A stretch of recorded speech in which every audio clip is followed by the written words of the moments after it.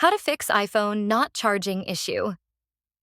Today, we're going to walk you through some easy troubleshooting steps to get your iPhone charging again in no time. First things first, let's make sure your charging cable and adapter are in good condition.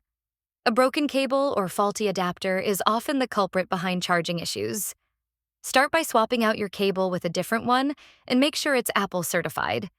If that doesn't work, try plugging your charger into a different power outlet.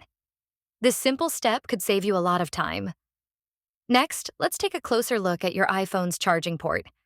Over time, dust and dirt can build up and block the connection, causing charging issues. Grab a flashlight and inspect the port closely. If you spot any debris, gently clean it out using a small dry brush or even a toothpick. Just be careful not to damage the port. Once cleaned, plug your charger back in and check if it starts charging. Now, if you're in a pinch and need your iPhone to charge faster, try turning on low power mode. This reduces background activities, making the charging process quicker. Here's how you do it. Open the Settings app, tap on Battery, and toggle on the low power mode option.